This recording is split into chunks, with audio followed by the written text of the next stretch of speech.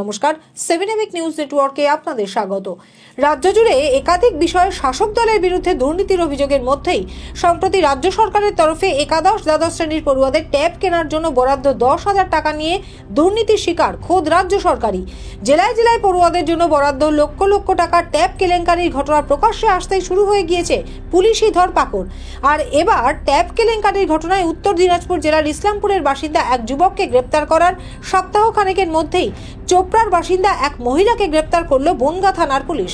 জানা গেছে, কিছুদিন আগে উত্তর 24 পরগনা জেলার বনগাঁ মহকুমার অন্তর্গত বনগাঁ কবি কেশবলাল উচ্চ বিদ্যালয়ের 22 জন পড়ুয়ার ট্যাবের টাকা নির্দিষ্ট অ্যাকাউন্টে না ঢুকে অন্য অ্যাকাউন্টে ঢুকেছে। এই অভিযোগে স্কুলের পক্ষ থেকে বনগাঁ থানায় লিখিত অভিযোগ দায়ের করা হয়। তদন্তে নেমে এই ঘটনার সঙ্গে বিহারের যোগসূত্র খুঁজে পান বনগাঁ থানার পুলিশ আধিকারিকেরা।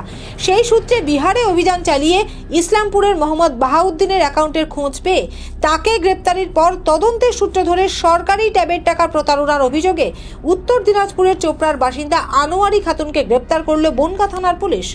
ধৃতের পুলিশি হেফাজত চেয়ে এদিন তাকে বনগাঁ মহকুমা আদালতে তোলা হয়।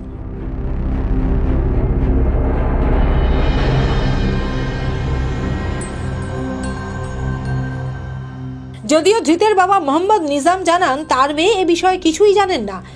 তার অ্যাকাউন্টে বাথরুমের টাকা ঢুকবে বলে অ্যাকাউন্ট নাম্বার চেয়েছিল এক ব্যক্তি, তারপরেই মেয়ের অ্যাকাউন্টে 10,000 টাকা ঢুকেছে। কেন, কি কারণে? ওই টাকা ঢুকাইছে বলে। কিসের টাকা ঢুকেছে? লোনে বলতে যে বাথরুমের টাকা ঢুকাবে বলে। কারা নিয়েছিল অ্যাকাউন্টটা? কারা ওদের কারা? আমি অধিকারের লোক হবে। আপনার মেয়ে জানতো না? না, এগুলো জানে না। জানে ছাত্রদের আমরা ওরকম করবো না স্যার। এখন মেয়ে জানে না, দিয়ে দিয়েছে ডকুমেন্ট। কত ঢুকেছিল? 10,000 5,000 টাকা দিয়েছে। 5,000 ওরা খেয়ে নিয়েছে।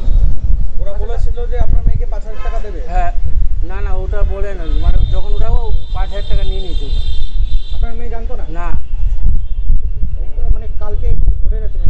কালকে কারা গেছিল? গিয়েছিল এখান থেকে। আপনার মেয়ে কি করে? দিয়ে গেছে। কোথায় গিয়ে? রামগঞ্জ। রামগঞ্জ। ওখান থেকে মেয়েকে অ্যারেস্ট করেছে? কেন অ্যারেস্ট করেছে জানতে পেরেছেন? আমি তো ওগুলো জানি না, এই যেটা বললাম যতটুকু জানলাম ওটাই বললাম। আপনার মেয়েকে অ্যারেস্ট করা হচ্ছে সরকারি যে ট্যাবের টাকা স্টুডেন্টদের জন্য দেওয়া হয়েছে, ওই টাকা আপনার মেয়ের অ্যাকাউন্টে ঢুকেছে সেই কারণে। বাহাউদ্দিন কে হয় আপনাদের? ওটা আমি আপনার মেয়ের সাথে বাহাউদ্দিনের কোনো পূর্ব পরিচিত? ওটা মেয়ে বলতে পারবে, ওগুলো আমি। অন্যান্য জেলার পাশাপাশি ট্যাব কেলেঙ্কারির অভিযোগ উঠেছে হাওড়া জেলাতেও। আর এদিন ট্যাব কেলেঙ্কারির প্রতিবাদে হাওড়া জেলা এসএফআই এর পক্ষ থেকে হাওড়া শিক্ষা ভবনের সামনে বিক্ষোভ কর্মসূচি পালন করা হয়। তাদের দাবি, অবিলম্বে যেসব পড়ুয়া দুর্নীতির কারণে ট্যাবের টাকা থেকে বঞ্চিত হয়েছে তাদের অ্যাকাউন্টে টাকা দিতে হবে এবং এই ট্যাব কেলেঙ্কারিতে জড়িতদের গ্রেপ্তার করে দৃষ্টান্তমূলক শাস্তি দিতে হবে। পাশাপাশি জেলায় কোনো সরকারি স্কুলকে বন্ধ করা চলবে না। অপ্রীতিকর ঘটনা এড়াতে শিক্ষা ভবনের সামনে পুলিশের পক্ষ থেকে কড়া নিরাপত্তার ব্যবস্থা করা হয়। বিক্ষোভ শেষে হাওড়া জেলা এসএফআই এর পক্ষ থেকে তাদের দাবি সম্বলিত একটি স্মারকলিপিও জমা দেওয়া হয়।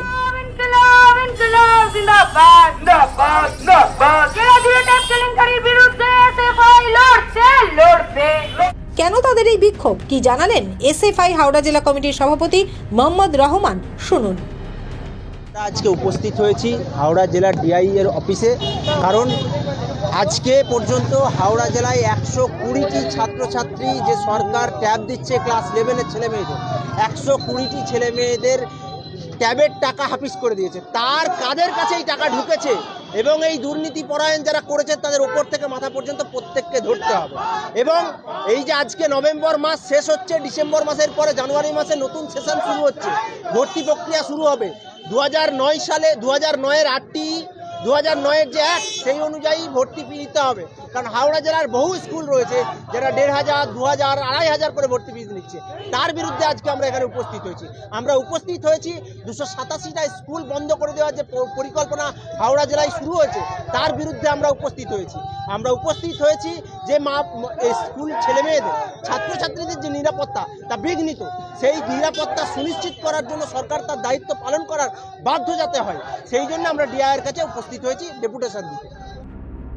শান্তনু বিশ্বাস এবং রাজু ঝায়ের রিপোর্ট, 7 এবিক নিউজ নেটওয়ার্ক। আরও বিভিন্ন খবরের আপডেট জানতে হলে অবশ্যই সাবস্ক্রাইব করুন 7 এবিক নিউজ নেটওয়ার্ক চ্যানেলটি, কারণ আপনাদের একটা সাবস্ক্রিপশন আমাদের কাছে অত্যন্ত মূল্যবান। পাশাপাশি অবশ্যই ফলো করুন আমাদের হোয়াটসঅ্যাপ চ্যানেলটিও। জয় হিন্দ।